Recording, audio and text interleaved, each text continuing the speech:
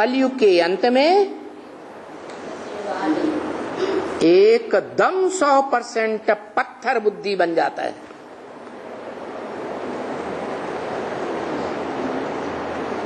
कितना भी ज्ञान का भंडारी, अखूट भंडारी ज्ञान देता रहे, समझाता रहे, लेकिन उसकी बुद्धि में बैठता ही नहीं। किसकी बुद्धि में है? उस 100% पत्थर बुद्धि की बुद्धि में, जिसकी यादगार ग्रेनाइट पत्थर का लिंग बनाया जाता है। बनाते हैं ना मंदिरों में। तो इतना पत्थर बुद्धि बनता है कि सारी दुनिया का विनाशकारी कहा जाता है। सब धर्मों का विनाश। क्या? सब धर्म पिताओं का भी विनाश, सब धर्म खंडों का भी विनाश, और एक की स्थापना करने वाला। उस एक का नाम है भारत धर्मखंड। भा माने ज्ञान की रोशनी, रत माने लगा रहने वाला, जो सदैव ज्ञान की रोशनी में लगा रहने वाला है, सबसे ऊंचा माना जाता है। जिसके लिए बोला अखूट ज्ञान के भंडारी शिव ने कि मैं जब आता हूं तो जब तुम बच्चे एड़ी से लेटकर और चोटी शुरू होने से पहले तक पूरे ही विकारों की दलदल में डूब मरते हो, तब मैं चोटी पकड़ करके उठाता हूं। क्या क्या पकड़ करके? चोटी पकड़ करके उठाता हूं। तो वो चोटी का नाम दिया चोटी का ब्राह्मण। क्या नाम दिया? चोटी का ब्राह्मण। उसकी यादगार बनी हुई है सारी दुनिया के बीच सबसे ऊंची स्टेज वाली चोटी। कौन से? एवरेस्ट चोटी। एवरेस्ट का मतलब जिससे पूर्वीय सभ्यता का ज्यादा पोषण करने वाला इस दुनिया में कोई होता ही नहीं। बताओ,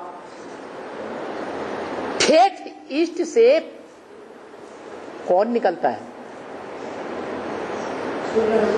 एकदम पूर्व से कौन निकलता है? सूर्य।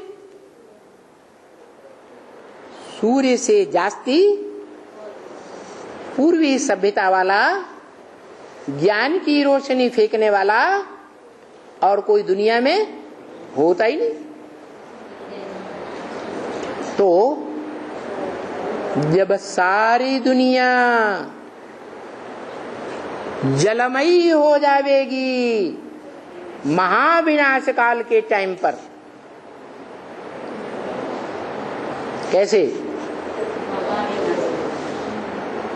एटम बम फटेंगे, तो नॉर्थ पोल साउथ पोल पर जो दुनिया के बड़े से बड़े ऊंचे बर्फ के पहाड़ हैं, वो दरक करके समंदर में आएंगे या नहीं आएंगे? हैं? समंदर में आ जाएंगे। तो समंदर का स्तर बढ़ेगा या घटेगा? बढ़ेगा। और एटम बमों के विस्फोट से पृथ्वी डोलायमान होगी या नहीं होगी? जिसे धरणी माता कहा जाता है। वेद की भाषा में हम ब्राह्मणों की दुनिया में वो बीज रूप माताएं हैं कि जब वो ग्लानि का परमात्मा बम फटेगा तो माताएं सारी बेचारी बंधन में आ जाएंगी। नहीं समझ में आ रहा है? धरणी हिलेगी और इतनी जोर से हिलेगी कि धरणी के अंदर जो आग का भंडार भरा हुआ है विरोधाभास का, किस बात का विरोधाभास? द्वैतवादी द्वापर युग से जो विधर्मी धर्म पिताएं और उनके फॉलोअर्स ने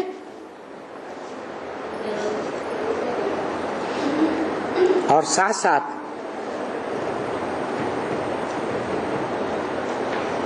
भारत में जो विधर्मी हुआ चंद्रवंश और चंद्रवंश का प्रणेता,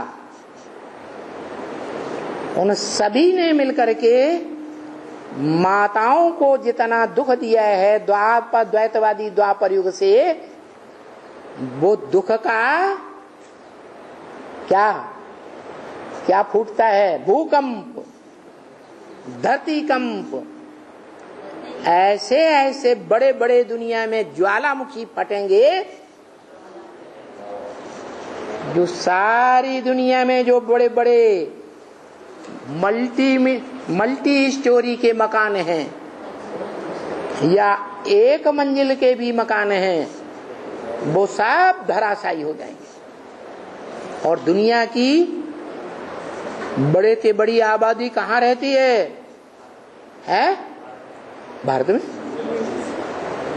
मकानों में,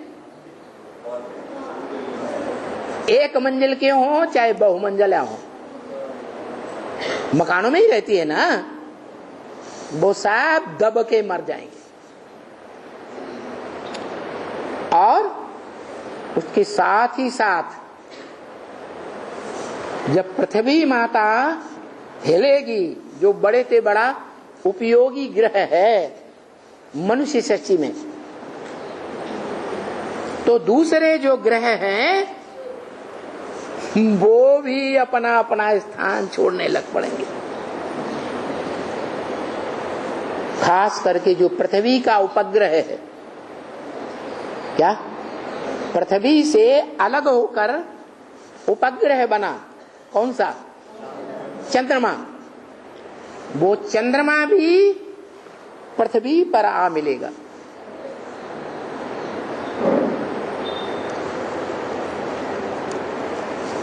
पृथ्वी किस गोद में समा जाएगा?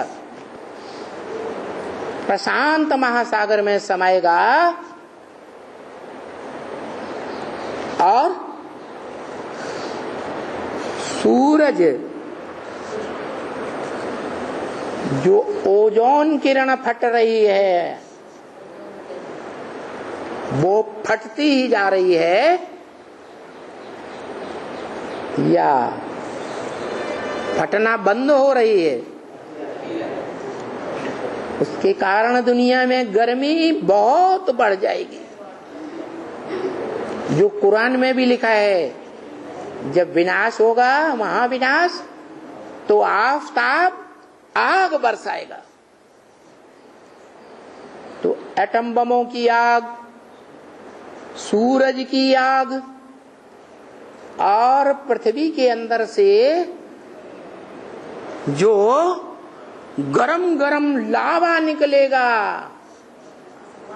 जैसे लोहा पिघलता है, ऐसा पिघला हुआ लावा निकलेगा। जो ज्वालामुखी फटने पर लावा निकलता है आग का, वो ढेर का ढेर लावा निकलेगा। पृथ्वी पर भी, पहाड़ों पर भी, समंदर में भी इतनी गर्मी से सागर का जल बॉइल्ड वाटर बनेगा या नहीं बनेगा? कि बॉइल्ड वाटर बनने से इतनी जोर से मूसलाधार कई दिन तक बरसात होगी कि एक तो सागर, बर्फ के पहाड़ गिरे, जल स्तर ऊंचा हुआ, चंद्रमा प्रशांत महासागर में गिरा तो और जल स्तर ऊंचा हुआ, और दुनिया के जो बड़े बड़े धर्मखंड हैं विनाशी, जो 2500 साल पहले थे ही नहीं, अमेरिका हो, ऑस्ट्रेलिया हो, यूरोप हो, अफ्रीका हो, अरब देश हो, ये सारे समंदर के गर्त में समाएंगे तो जल स्तर और ऊंचा उठेगा या नहीं उठेगा? सारी पृथ्वी पर जलमयी हो जाएगी। इतनी भयंकर बाढ़ आएगी। और जब जल की बाढ़ आती है तो उस जल में देह अभिमानी की मिट्टी मिली हुई होती है या नहीं मिली हुई होती है? ऐसी देह अभिमानी की मिट्टी अभी बेहद ब्राह्मणों की दुनिया में बाढ़ आने वाली है, परमात्मा बम ग्लानि का फटने से।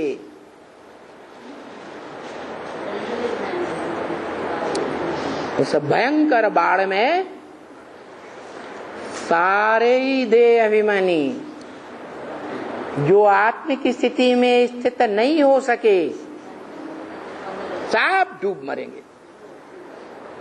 इसलिए बोला, जब तुम बच्चे पूरे ही विकारों की दलदल में डूब जाते हो, विकारों की दलदल में कब डूबते हैं? देह अभिमान बढ़ता है तब या घटता है तब? देह अभिमान बढ़ता है तो देह अभिमान की मिट्टी जो है वो ज्ञान जल में मिक्स हो जाती है।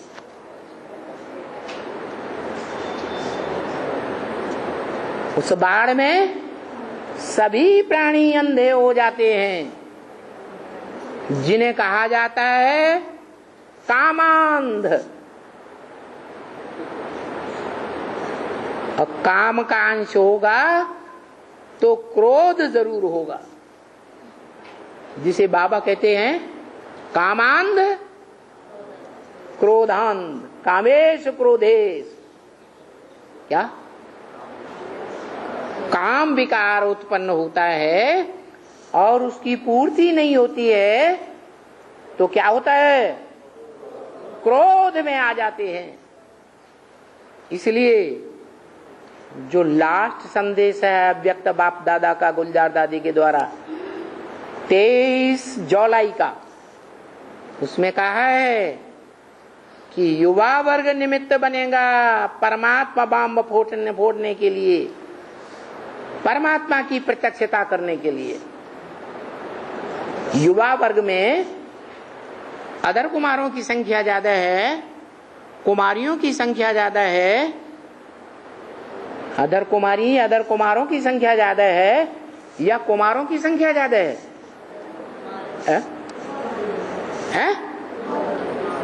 युवा वर्ग में जो परमात्मा बम, परमात्मा प्रत्यक्षता का बम फोड़ेंगे, ज्यादा संख्या किसकी है?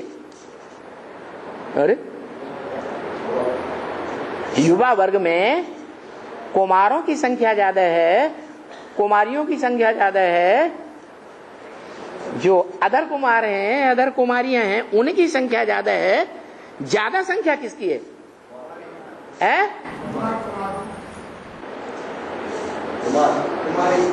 कुमारी की संख्या ज्यादा है। वो बम फोड़ेंगी ग्लानि का,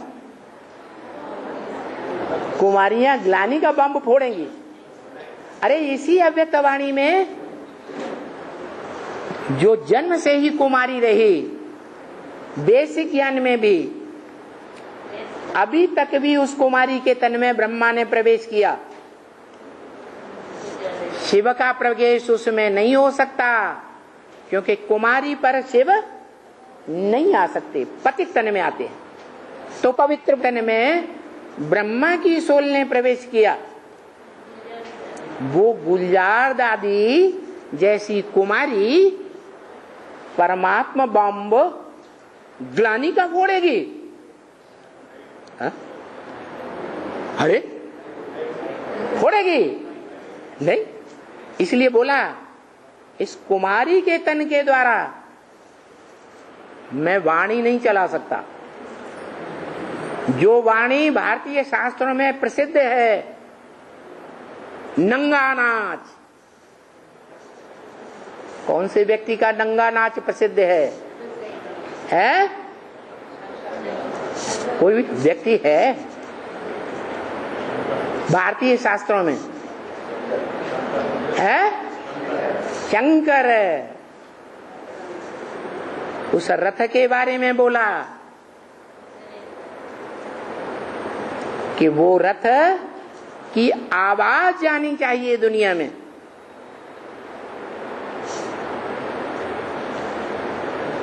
हम बच्चों से बोला उस रथ की आवाज जानी चाहिए, वो रथ दुनिया में प्रत्यक्ष नहीं होना चाहिए।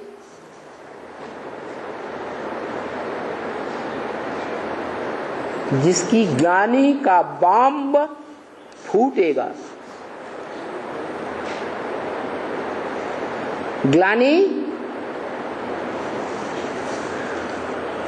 श्याम कहे जाने वाले कृष्ण की होती है या सुंदर कृष्ण की ग्लानि होती है? काले मुंह वाले कृष्ण की ग्लानि होती है या सुंदर मुख वाले कृष्ण की ग्लानि होती है? दो नाम है एक ही शख्स के, श्याम सुंदर। पहले श्याम फिर सुंदर। इसी एक जन्म में श्याम भी होता है पहले और बाद में सुंदर भी बनता है। ऐसे नहीं जैसे तथाकथित ब्रह्मा कुमार कुमारियां कहती हैं कि दादा लेकर आज ब्रह्मा इस जन्म में श्याम थे, सतयुग में जाकर सुंदर बनेंगे। तो दो व्यक्ति हो गए ना, दो व्यक्तियों का नाम है श्याम सुंदर कि एक का नाम है? तो एक शख्सियत है जो वर्तमान में अभी श्याम पार्ट बजा रही है, काला पार्ट बजा रही है, काले मुंह वाला जगन्नाथ का पार्ट बजा रही है कि गोरे कृष्ण का पार्ट बजा रही है। जिस गोरे कृष्ण के लिए हम बच्चों को लक्ष्य दिया है कि तुम बच्चों का इस जीवन में कहां जाने का लक्ष्य है? श्री कृष्णपुरी में जाने का लक्ष्य है या कंसपुरी में जाने का लक्ष्य है? श्री कृष्णपुरी में जाने का लक्ष्य है। तो वो श्री कृष्णपुरी जो शास्त्रों में गाई हुई है श्री कृष्ण, वो संगम युग का श्री कृष्ण है या सतयुग का श्री कृष्ण है? संगम युग का श्री कृष्ण है, जिसके चित्र आजकल कई वर्षों से देखने में आ रहे हैं कि दुनिया का एक बड़े से बड़ा बुजुर्ग, अनुभवी, सफेद दाढ़ी मूंछ वाला श्री कृष्ण को अपनी गोद में लेकर के दुलार दे रहा है। चित्र देखा? नहीं देखा है? देखा या नहीं देखा? वो चित्र चरित्र की यादगार है। वो अनुभवी आत्मा कौन है संसार की सबसे बुजुर्ग? है आत्मा, सबसे अनुभवी। अनुभवी को वयोवृद्ध कहा जाता है, सफेद वालों को नहीं। तो कौन सी आत्मा है? इस संसार में पार्ट बजाने वाली भी है। राम बोलिया तो राम का कोई बाप नहीं है, बुजुर्ग है। ये तो वही बात हो गई जो मुरली में ब्रह्म वाक्य बोला है। कोई मम्मा देहधारी के मुरीद, कोई बाबा देहधारी के मुरीद, शिव बाबा को कोई पूछता ही नहीं।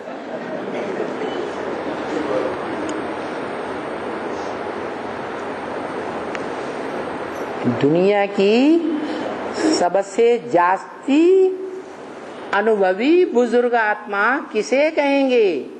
जो दुनिया में पार्ट भी बजाती है, शिव बाप। उस शिव बाप को अनुभवी रूप में कैसे दिखाएं? बिंदी रूप में दिखाएंगे तो बिंदी रूप में कृष्ण बच्चे को गोद में कैसे दिखाएंगे? दिखाएंगे। इसलिए चित्रकार ने एक बहुत बुजुर्ग व्यक्ति बैठाया,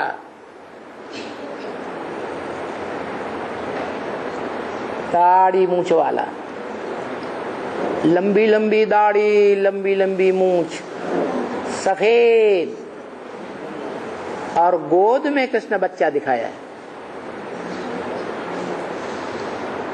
इससे साबित होता है कि रामायण में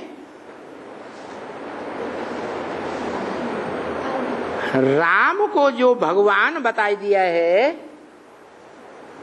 कहते हैं त्रेता युग का राजा राम।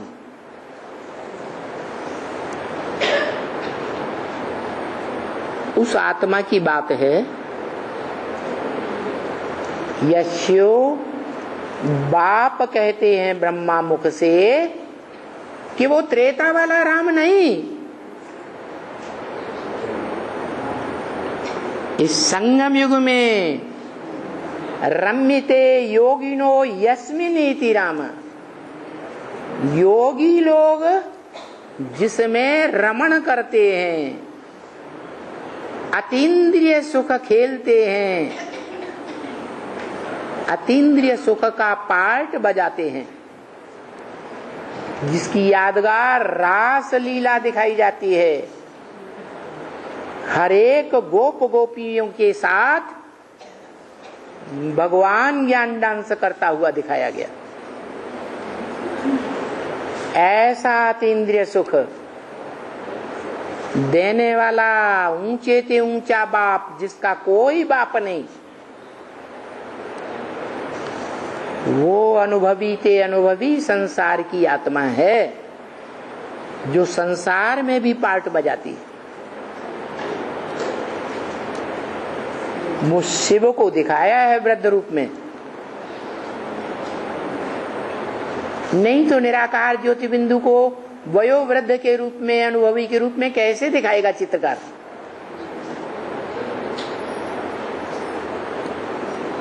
तो चित्र चरित्र की यादगार है।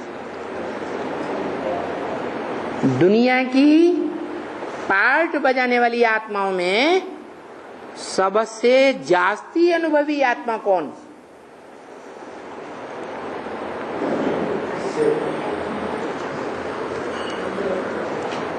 शिव।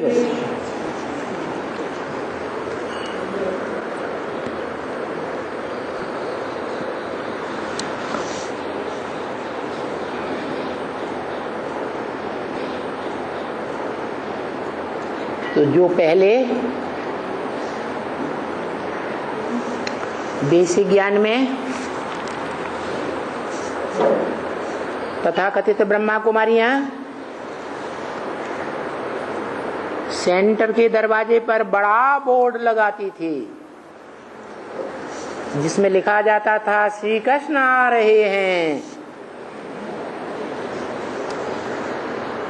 तेरे पर स्वर्ग बहिष्ट, हथेली पर स्वर्ग का गोला दिखाया था और लात नरक के गोले को मार रहा है। माने ब्राह्मणों की संगमी की दुनिया को लात मार रहा है, जो तामसी बन जाती है। आधार मूर्त बेसिक ब्राह्मणों की दुनिया सन 76 से पहले, और तीरी पे बहस माना बुद्ध रूपी हथेली में नई दुनिया की प्लानिंग लेकर आया है, नक्शा लेकर आया है। कौन से सन की बात है? हा? अरे 10 साल पहले ही मुरली में घोषणा कर दी। 10 साल में पुरानी दुनिया का विनाश और नई दुनिया की स्थापना हो जाएगी, और लक्ष्मी नारायण का जन्म हो जाएगा। इन लक्ष्मी नारायण का जन्म कब हुआ? आज से 10 वर्ष कम 5000 वर्ष हुआ, तो 76 आता है। तो लक्ष्मी नारायण का जन्म राधा कृष्ण के रूप में पहले बच्चे के रूप में होगा, या पैदा होते ही होशियार हो जाएगा, बड़ा हो जाएगा? है? पहले बच्चे के रूप में होगा ना। उस बच्चे को उंगली पकड़ करके माँ बाप चलाते हैं, या पहले से अपने आप चलने लग पड़ता है? तो गोद में दिखाते हैं श्री कृष्ण को। इसका मतलब है हमें उसी बाप की गोद में जाना है, जिस बाप की गोद में वो कृष्ण पल रहा है, सुख से पल रहा है या दुख दर्द से पल रहा है? सुख में पल रहा है।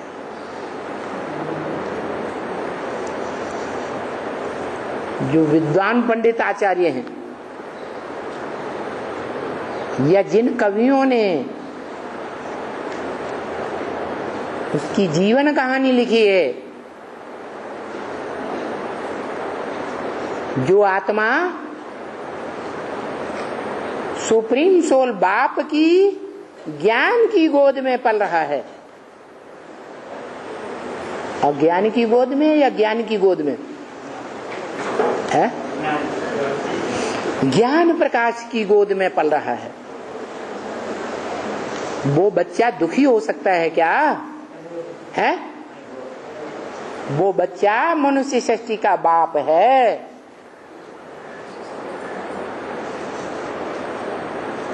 जिसके लिए रामायण में ही बोल दिया,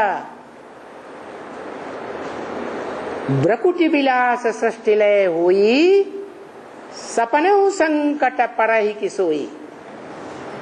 जिसकी भ्रकुटी के विलास मात्र से सारी दुनिया नष्ट हो सकती है, उसके ऊपर सपने में भी कोई संकट दुख नहीं आ सकता। उसकी यादगार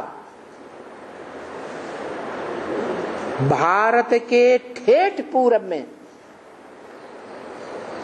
एक देश है, नई दुनिया की पालना करने वाले ब्राह्मणों के संगठन के बीच, जो बेहद का नेपाल है, उस बेहद के नेपाल के भी पूरब में एक देश है, ब्रकुटि विलास सृष्टि लय होई। इस बात को नाम के आधार पर